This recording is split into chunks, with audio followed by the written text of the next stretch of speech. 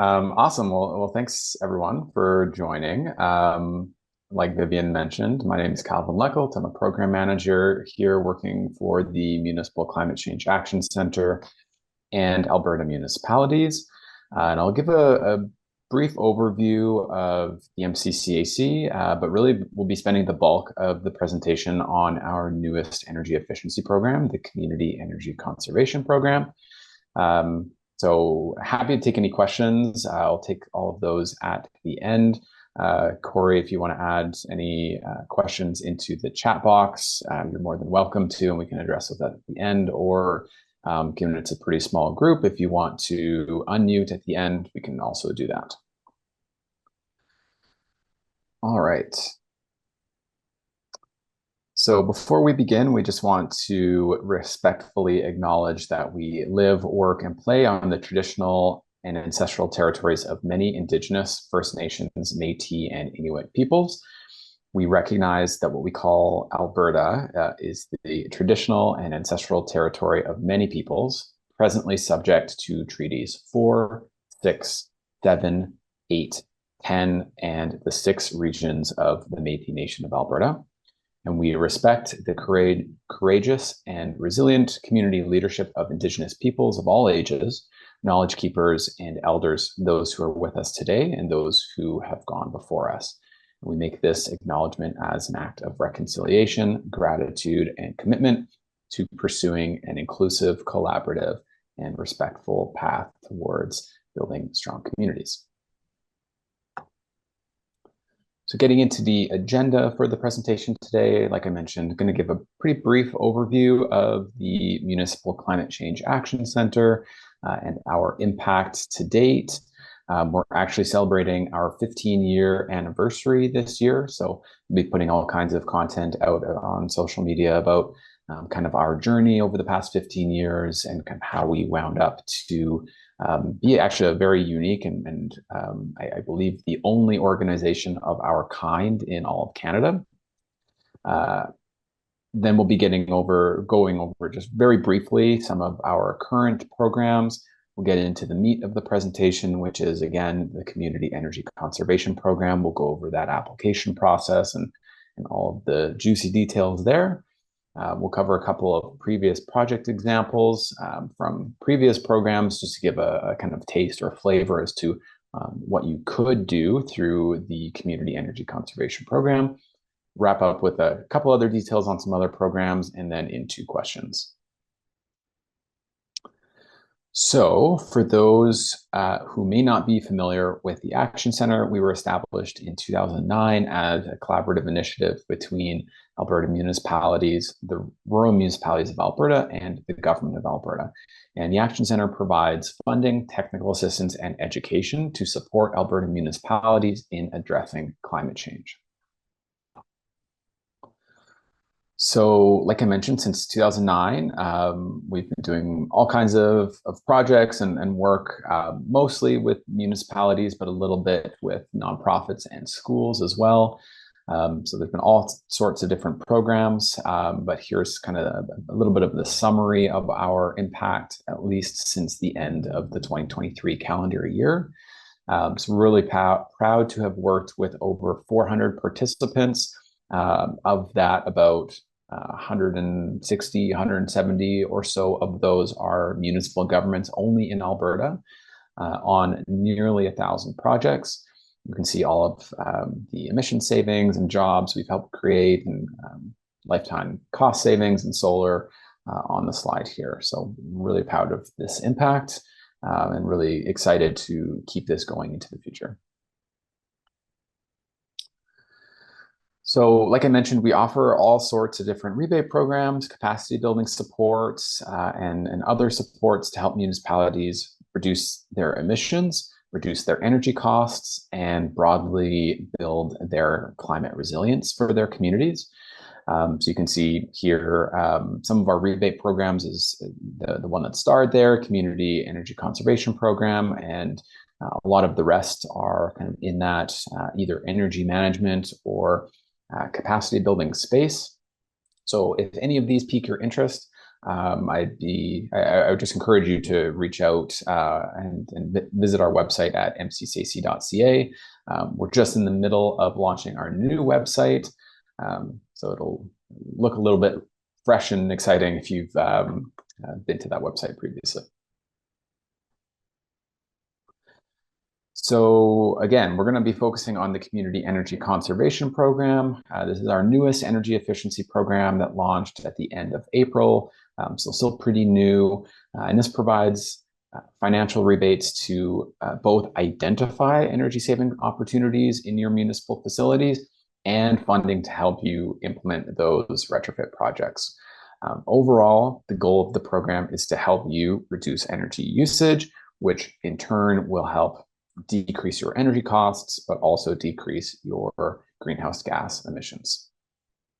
So if anyone on the call is familiar with the previous recreation energy conservation program that we ran between 2019 and 2024, this will look similar with a handful of tweaks. The biggest change that I'll get into is that the REC program, for short, only provided funding for recreation facilities. That makes sense. Recreation facilities use a lot of energy, but with this program, we're taking a little bit of a different approach in that just about any municipal facility can participate and receive some funding. And we have a fairly modest budget for this program. So we've put a cap on the amount that any one municipality can receive of up to $500,000, and that's the combination of rebates from an energy audit that you might get, or the retrofit projects. So getting into eligible participants and facilities, generally it's municipalities as per the Municipal Government Act. There are some kind of minor exceptions to that with community-related organizations, or CROs, that are operating out of municipally owned facilities. But at the end of the day, the municipality still needs to sign that funding agreement, the application, and will end up receiving the funding. So there are some cases where, say, an agricultural society is a designated nonprofit, and they are just operating a municipally owned arena or curling rink, for example. In those cases, they would be eligible. They could manage the project on behalf of the municipality, but then the money would still flow to the municipality. And then if it flows somewhere else after the fact, we kind of stay out of that. The reverse, though, is that if that agricultural society does not own, does own the building, and the municipality is not involved, unfortunately, that situation, the ag society would not be eligible. So again, in terms of facilities, pretty wide-reaching, anything from rec centers, libraries, public works, fire halls, wastewater treatment, even pump and lift stations with a pretty small footprint, they are also eligible. In terms of ineligible facilities, really any facility that is pretty new, so less than 36 months old. Any new additions or new construction is not eligible.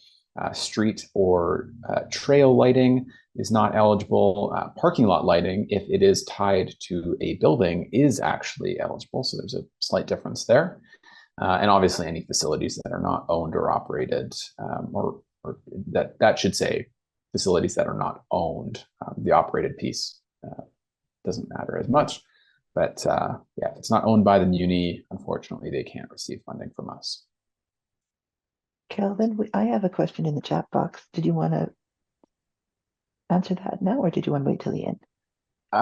Maybe we'll just wait till the end. It might be answered with some of the upcoming content, but yeah, I think we should have a good amount of time for questions at the end. Okay, thank you. Thanks. In terms of project types, I alluded to this, that municipalities can receive funding for either energy audits or retrofit projects. So starting on the left, energy audits, they estimate energy and energy use within the facility. They gauge a baseline, and then from that baseline, They give you a kind of a laundry list of recommendations based on different factors for things you can do in the facility to reduce your energy costs, your energy use, and your emissions. So energy audits are mandatory for select projects, and we'll get into that in a bit more detail. But generally speaking, they are mandatory for fairly complex retrofit projects. And we have a fast track option for everything else. And energy audits need to be completed by a program ally. So on our website, we have a list of kind of pre-vetted contractors that a municipality can reach out to complete one of those audits. Then what we really want to focus on is the actual doing of the projects, right? The retrofit projects. So again, it can be simplified or complex. So we'll get into the difference there.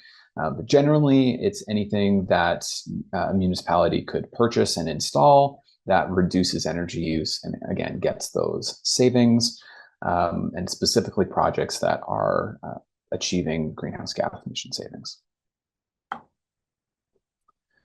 In terms of the rebate rates for those two different types of projects, for energy audits, we'll fund up to 50% of the pre-GST cost to a maximum of $7,500. So if you had a fairly complex facility, something like a rec center, that facility or that audit rather could be roughly $15,000. We cover 50% of that. But we split the payments in two. So after you would complete the energy audit, we would provide 25% of that rebate. So in that scenario, it would be $3,750 once you're done the audit. But we give that 25%. And we would hold on to the remaining 25% as the incentive for you to go on and pursue a retrofit project through the program. So once you applied and say you were approved for the retrofit project, we would hold on to, or we would release rather, that second 25% for your audit. So you get the full 50, and we would hold on to up to 50% for your retrofit project once that is completed. So again, both are 50%, just a little bit of a different payment schedule. The retrofit projects, 50% of pre-GST cost, again, to a maximum of $500,000. There's a couple exceptions here, both on the kind of low and high end. So projects need to be a greater than $10,000 of an installed cost, just so that we are being fairly efficient with our time rather than having a whole bunch of like $100 projects. Projects also need to have a simple payback of greater than 3 years. So the thought process here is that if you come across a project that has a really good payback that's less than 3 years, that's probably something you should be doing anyways in your facility, and that you probably don't need a lot of financial help to accomplish because it's going to pay itself off really quickly. So the intent of the program is to push people and municipalities to doing things that they were either putting off or really weren't able to do without financial help. And projects are also, or could be, prorated depending on their abatement rate. So I don't want to get into this in too much detail. There is another slide about it. But all this means is there could be some projects out there that are really expensive relative to their performance in reducing energy and greenhouse gas emissions. So we have different limits in place that can prorate that rebate. So you might not get 50%, but it would be something between 25 and 50% just to account for that project not being or being just fairly expensive relative to how much you're saving.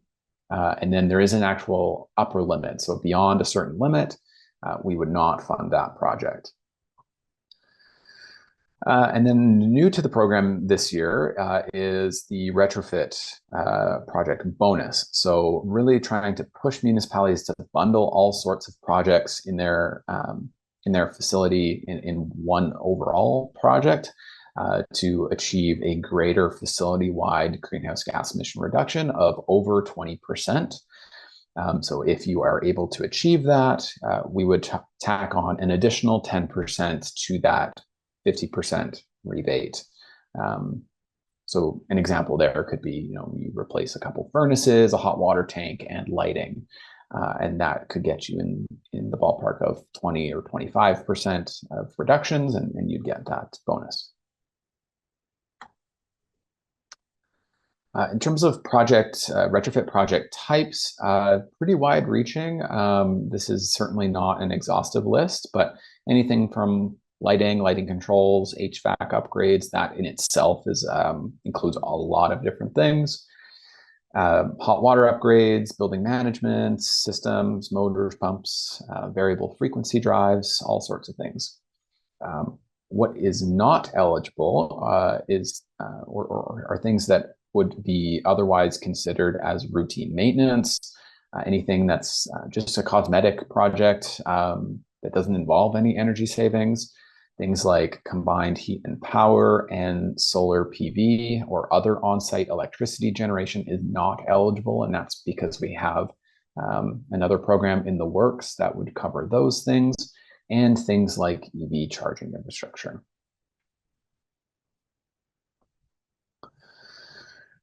So I mentioned that we have a bit of a fast track option for some projects that are considered simple. So what I was referring to here was our simplified retrofits list.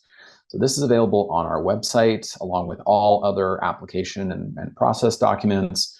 And this is a list of 15 typical energy retrofits that are likely applicable to most municipal facilities that do not require an energy audit. And that's really just because they are fairly predictable in terms of the energy savings based on a few kind of mandatory inputs that we would get from you that are generally pretty easy to gather. In a lot of cases, it's pictures of nameplates, operating hours. You can see a couple examples on the slide there. But yeah, there's definitely a lot on this list that you can tap into. And again, bundling different things to try to reach that project bonus. I mentioned the abatement rate briefly. Again, it's a little bit complicated to understand. A lot of the time, our staff are available to help you understand and calculate this for you. So you don't really need to worry about it too much unless your project gets tripped up, I guess, by the upper abatement rate. But again, it's just some controls that we have in the program to ensure that we are funding projects that are effective at reducing greenhouse gas emissions relative to how much that project costs. So in our program guidebook that is available for download from our website, we have a whole bunch of different examples as to how this is calculated. If you want to learn more, I would encourage you to read that. And if you do have any questions after the fact, you can definitely reach out to us and we can have a conversation.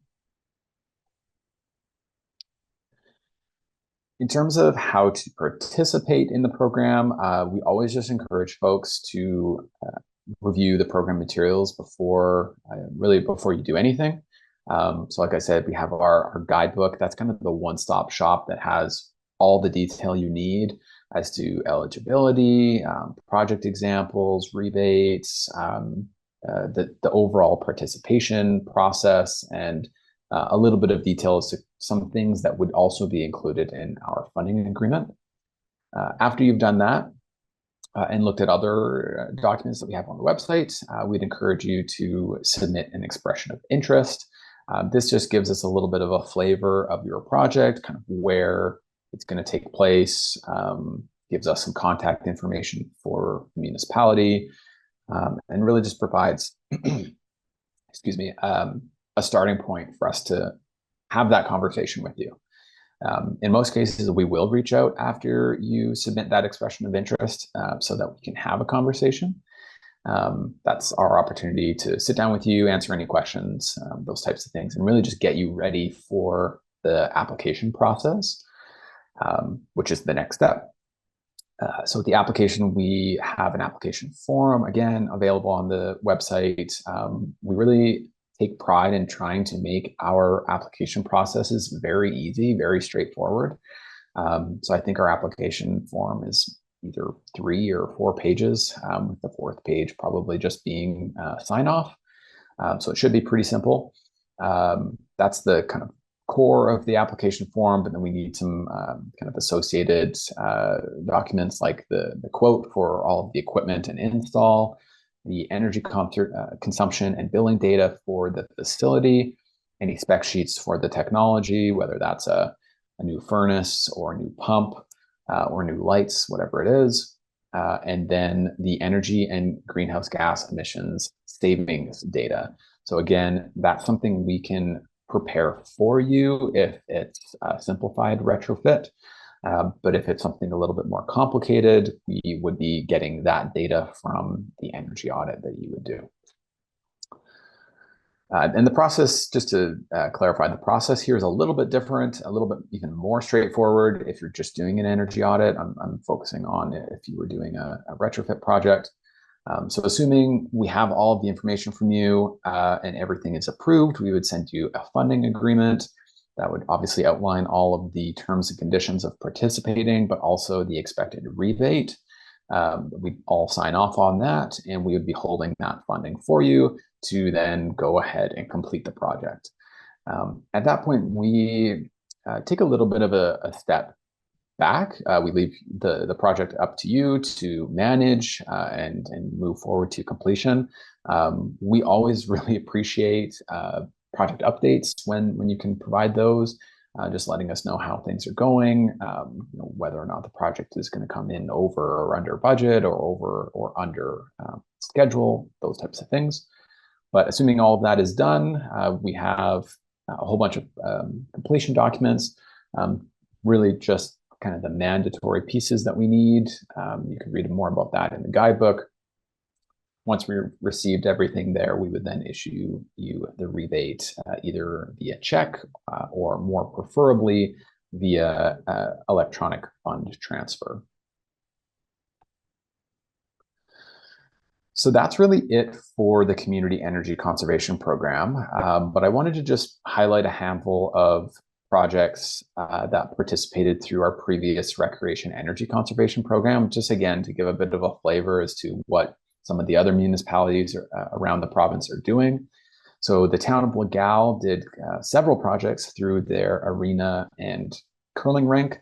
They installed Real Ice, which is, if you're not familiar, just a way of producing really good ice without having to heat up the water. So you have a whole bunch of hot water savings and savings on the ice surface as well, due to the water being a much lower temperature. They did tankless hot water heaters, furnace replacements, all sorts of door sweeps and seals, and a whole bunch of lighting replacements, which you can see over their arena surface in that photo. So in this case, they didn't actually meet the 20% reduction. We didn't have a bonus in this program, so it didn't really matter. But you can see here, it can be challenging. They did all these projects and it was still only about 17%. And the other thing I'll note is that everything they did here would qualify for the simplified retrofits approach, the fast track option. So yeah, there's a good amount you can do in your facilities that fall under that option. Next is the Foothills County Scott Seaman Sports Arena. So they did a handful of things. Again, Real Ice, an ice plant heat recovery system, which you can see in the photo here. This is something that would definitely require an energy audit. It is very complicated. But they did a couple other things that could, again, be on that fast track option. But you'll see here, they actually reached 29% of a reduction facility-wide. So they would have received the bonus. And finally, the town of Pincher Creek, in their multi-purpose facility, I think there's a pool, an ice surface, and I think a field house, maybe even some community spaces as well. Again, did a whole bunch of different projects. These would all qualify through the simplified retrofits approach. But again, 10% reduction, which is still nothing to downplay. I mean, that's still a significant decrease. Just for context, the total cost of all of these projects together was roughly $120,000. They received a $90,000 rebate from the program. Our rebates were a little bit higher in that program. And they are saving about $13,000 a year. So if you do the quick math, all of this is paid off within about 3 or 4 years. When all of this equipment is likely going to last at least 15 years, if not some components 20 or 25.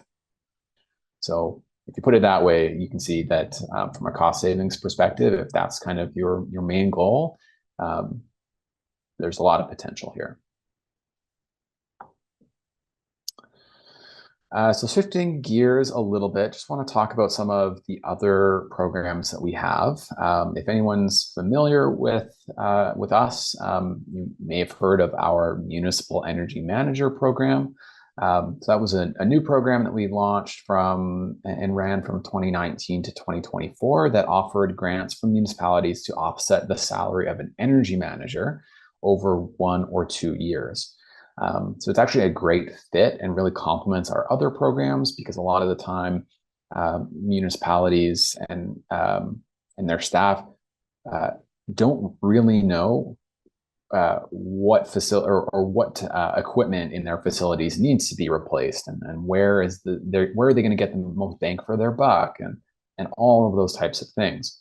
And this is where an energy manager can really help out, and we saw that through the previous programs that we ran. So the second round is a little bit different, but is now currently open to applications as well. So just to speak to some of those results from that previous program, there was roughly 26 energy managers representing 37 communities across the province. Again, Alberta specific. And every time I look at these results, I'm always just reminded of how impressive this group was. They identified nearly 4,000 different energy saving opportunities throughout those 37 communities. It completed about a quarter of them during this span, so about 950 completed projects. Within those projects, they ranged from all different scales, from multi-million-dollar projects to really small-scale changes in facilities. But of those projects, at least what we have quantified, I know our number is much higher than this, but those 37 communities are sharing about almost $2.2 million every single year of energy cost savings. So it really adds up. And those communities were able, through these kind of on-site experts, they were able to receive about $15 million of additional grant funding, in addition to the salaries that they had partially covered through the program. So it was a big program to bring funding into the municipality, which was great. So they were accessing other programs that we offered, but also other federal government programs and other things. And again, I have $15 million here on the slide, but the plus means there's a lot more.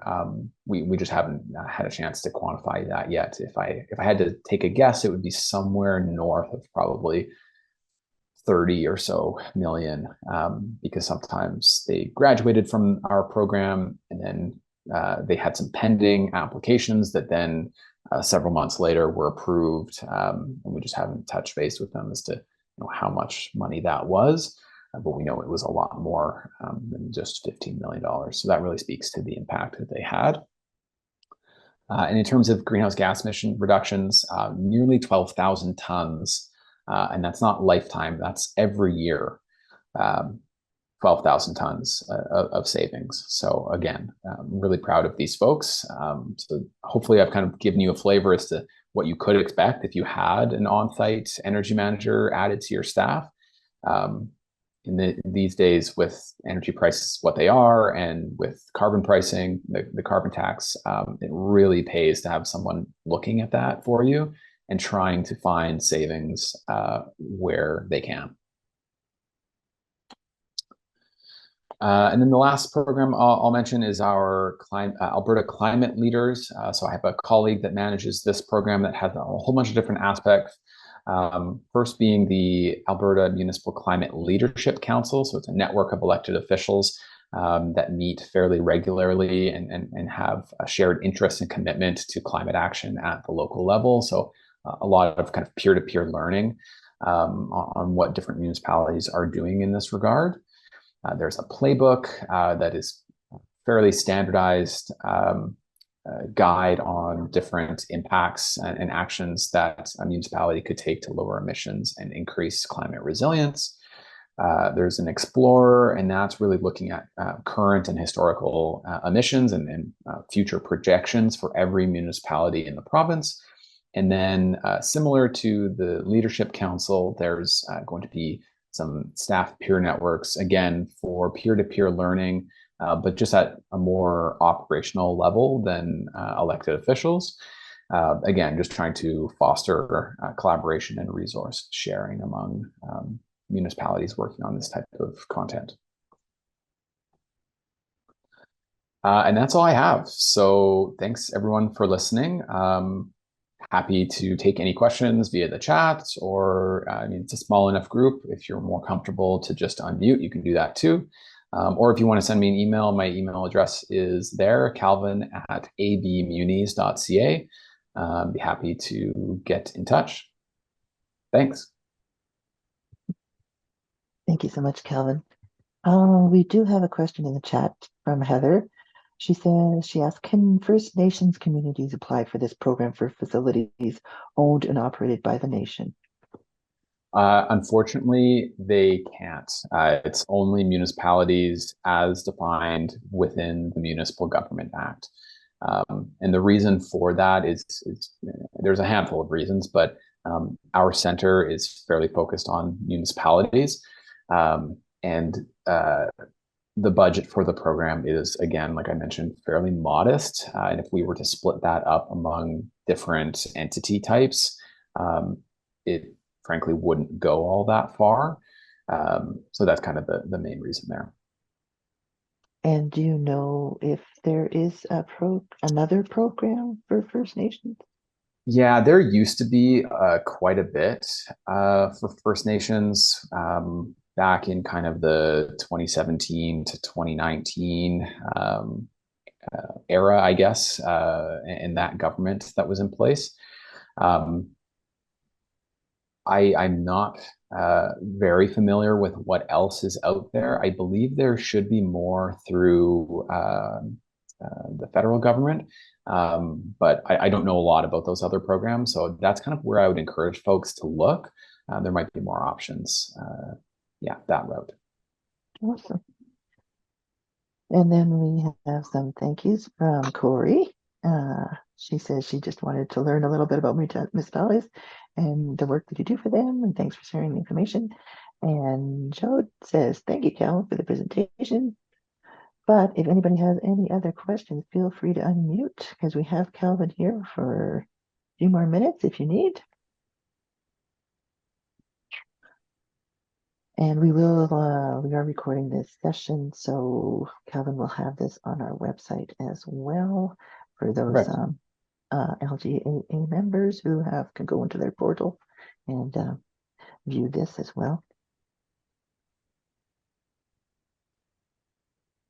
Well, thank you so much, Calvin. I don't see any questions coming in at this time. And I just want to reach out and say, oh, we got one. Yay. Oh, there it is. Yeah, not a question, but a link. So yeah, thanks, Heather. I'm going to look into that. Appreciate that. Awesome. For the Alberta Indigenous Clean Energy Initiatives. Sweet. Federally.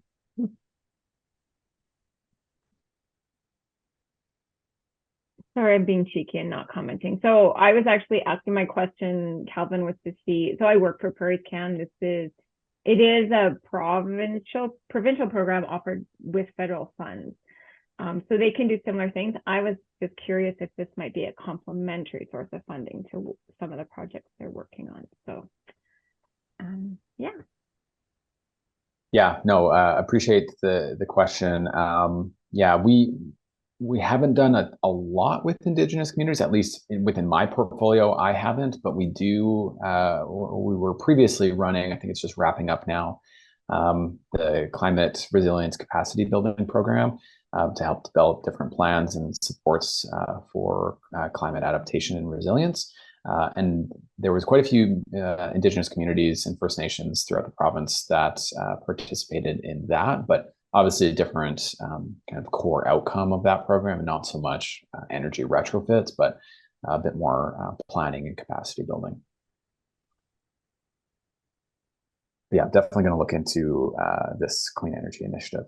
Appreciate Awesome. Thing. I think they can do both retrofits and feasibility audit, energy audit. So thanks. Awesome. Thanks. But just getting back to what you said, Calvin, if anybody's even thinking of where to start or an idea, that expression of interest and getting a hold of you is pretty important, I would say, right? Yeah, for sure. We're happy to help in that regard. And honestly, even if there are some organizations out there that they're not a municipality, we have all kinds of resources and tools on our website that folks can use that are intended to support municipalities, but are kind of agnostic. Things like our lighting calculator that helps estimate what your savings will be from small and large scale lighting retrofits, to we have an electric vehicle savings calculator, which is pretty cool. We'll look at either brand new internal combustion engine vehicles or used, and compare those directly to EVs or plug-in hybrids, and give you all the savings you would need to make an investment decision. So yeah, although we are, municipalities are our core audience, we have all sorts of things that other folks can use. Great. And it's funny that you bring up the EVs. So if a municipality is thinking about putting some charging stations in that they don't have any right now, this is a program that they could look at. Is that what you're saying? Sort of, yeah. We actually ran, I didn't touch on it in this presentation, but we ran two EV charging infrastructure deployment programs over the past couple of years. Both of them are closed now, unfortunately. But we still have all sorts of resources in terms of kind of best practice operation and install guides for EV charging. Kind of really walks you through the process and kind of gives you different tips of things that you might not otherwise think of in terms of what are ongoing operational costs. How do I install this in an equitable manner so that somebody who is disabled can still use it, like all of those types of things. So yeah, we put a good amount of time and effort into the education aspect of our mandate, really. But all that education, like there's some of it with a municipal lens applied, but a lot of it can be pretty agnostic to either other organizations, businesses, and in some cases, even just individuals. Okay, interesting. Yeah. Well, I think that's it for today. So I just want to say thank you to everyone that attended today. And thank you to Calvin. And can you give us your contact information again, Calvin, in case we missed it? Yeah, I'll actually put it in the chat here. Oh, that'd be great. Yeah, it's just Calvin at abmunis.ca. Awesome. Well, thank you again. And like I said, yeah, feel free to reach out. Happy to chat about anything that you're working on and really just connect. Awesome. Awesome. Well, appreciate the opportunity to speak, Vivian, and I hope everyone has a great rest of their day. Right. Thanks again, Calvin. This has been very informative. Thanks. Bye, Take care. everyone.